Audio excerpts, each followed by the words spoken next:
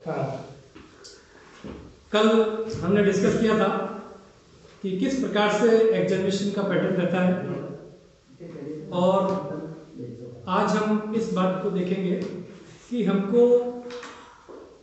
कौन कौन से जो सेक्शंस हैं आपके सिलेबस के अंतर्गत, कितने सेक्शंस हैं, उसमें क्या क्या मटेरियल है, हमको क्या पढ़ना है, इस चीज़ के बारे में देखेंगे।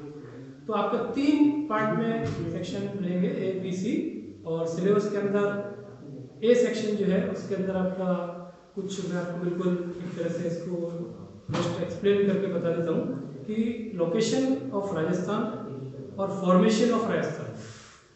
उसके बाद ए सेक्शन में मगर राजस्थान का फॉर्मेशन कब कैसे हुआ, स्टार्टिंग में राजस्थान में कौन कौन से जैसे रियासतें और राजा रजवाड़े इस तरह की जो चीज़ें होती थी उनसे असम्बल होकर धीरे धीरे वो एडजर्न होते हुए वर्तमान राजस्थान जो है वो शुरू में आया।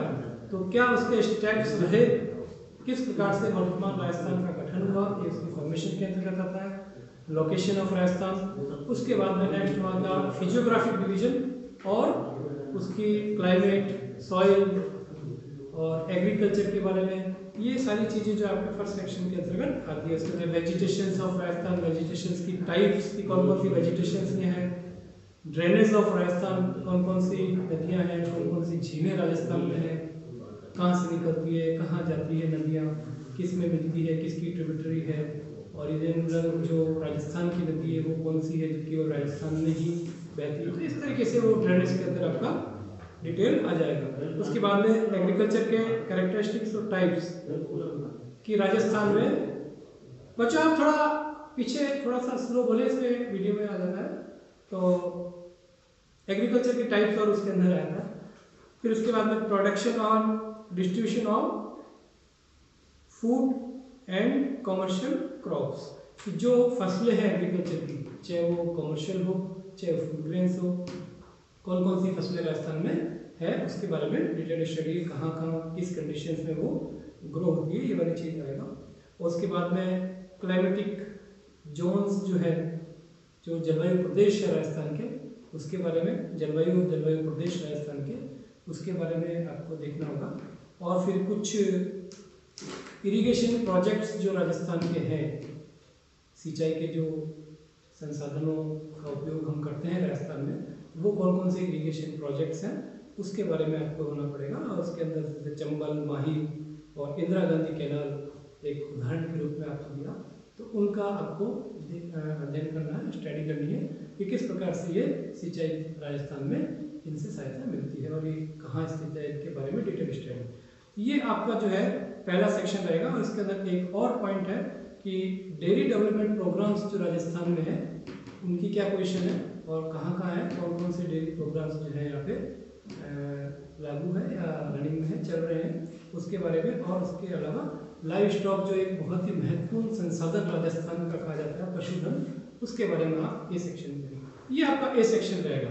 और बी सेक्शन के अंदर हम देखते हैं कि मिनरल्स के बारे में आ रहा है कि किस प्रकार से कुछ स्पेशलाइजेशन मिनरल्स का इसमें दिया नॉन मेटेलिक और मेटेलिक में, वो हमको देखना है। प्रोडक्शन इनका क्या है, डिस्ट्रीब्यूशन क्या है राजस्थान में, उसके अलावा पावर रिसोर्सेज कौन कौन से राजस्थान में है और कहाँ कहाँ वो पाए जाते हैं, उसके बारे में भी आपको बी सेक्शन के अंदर देखना पड़ेगा। कोल, पेट्रोलियम, नेचुरल गैस वगैरह जो आपके नेचुरल ये आपके पावर रिसोर्सेज हैं, इसके बारे में स्टडी करेंगे। और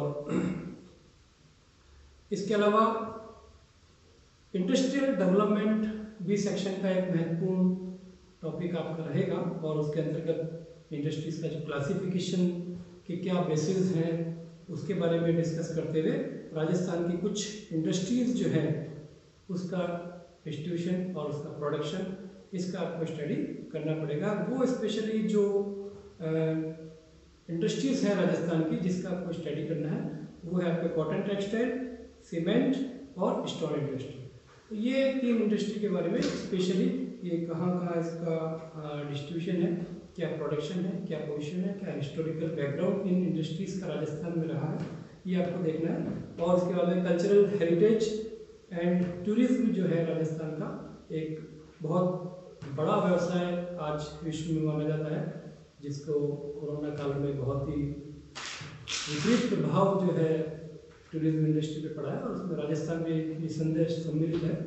तो टूरिज्म ऑफ राजस्थान और कल्चरल हेरिटेज भी आपका इसके अंतर्गत इंडस्ट्री का ही एक पार्ट है, उसको भी आपको स्टडी करना पड़ेगा। और नेक्स्ट एक महत्वपूर्ण जो पार्ट बी सेक्शन का है, एग्जामिनेशन में क्वेश्चंस भी इसमें से पूछते हैं, टूरिज्म हो चाहिए। नेक्स्ट वाला जो हम करें पॉपुलेशन ऑफ राजस्थान, तो पॉपुलेशन के अंदर सारे जो कैरेक्टरिस्टिक्स हैं पॉपुलेशन के वो उसमें सम्मिलित होंगे और structure of population and characteristics of population के अंदर सारा डिटेल आप इसके अंदर देखेंगे। जनसंख्या घनत्व है, डिस्ट्रीब्यूशन है, इसके अलावा जनसंख्या को प्रभावित करने वाले कौन कौन से कारक हैं उनके बारे में भी स्टडी किया जाएगा, क्योंकि सारे फिजिकल डिविजन्स जो है या और भी जो फैक्टर्स हैं इसके जो डिवाइड करते हैं वो उसके अंतर्गत आ जाएंगे।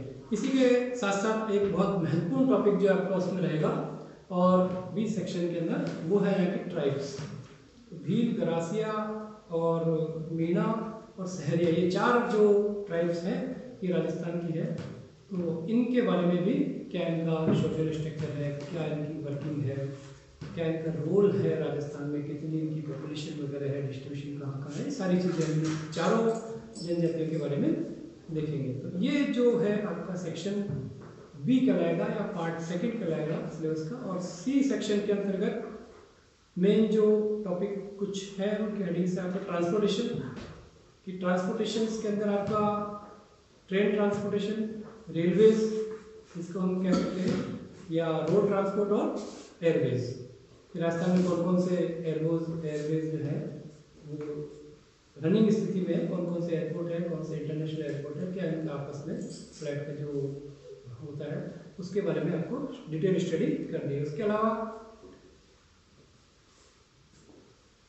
डिटेल स्टडी आपको करनी है मरुस्थल, अरावली और हाड़ौती और ईस्टर्न प्लेन रीजन्स, ये 4 जो है इनकी रीजनल स्टडी आपके अंदर है। और ये चारों ही आपको फिजिकल डिविजन्स में भी देखने को मिलेंगे, आपको कंफ्यूज होने की जरूरत नहीं है। हम देख लेंगे कि किस प्रकार से प्रादेशिक अध्ययन हमको करना है और वहाँ पर भौतिक आधार पर इन्हीं प्रदेशों का लगभग अध्ययन करना है, तो ये दोनों चीज़ें आएगी। इसके अलावा ह्यूमन डेवलपमेंट इंडेक्स के बारे में आपको सी सेक्शन में डिस्कस हम करेंगे। और उसके अलावा मेजर इंडिकेटर्स जो है ह्यूमन डेवलपमेंट के, कॉन्सेप्ट ऑफ ह्यूमन डेवलपमेंट और मेजर इंडिकेटर्स कि किस प्रकार से ह्यूमन डेवलपमेंट हुआ, उसके कौन कौन से ऐसे इंडिकेटर्स हैं जिनके आधार पर हम कह सकते हैं कि ये उसको प्रूव कर रहे हैं कि ह्यूमन डेवलपमेंट राजस्थान में हुआ। इसके अलावा स्टेटस ऑफ ह्यूमन या डेवलपमेंट, उसके अलावा status of women in Rajasthan, कि राजस्थान का में वुमेन के बारे में क्या स्टेटस है, क्या सशक्तिकरण के बारे में इसके अंतर्गत राजस्थान में प्रयास किए गए हैं, इसके बारे में भी इसके अंदर करेंगे। और सोशल इकोनॉमिक हेल्थ और न्यूट्रिशन के बारे में भी अपने इसमें करेंगे कि किस प्रकार से चेंजिंग इनमें जो है राजस्थान में आए।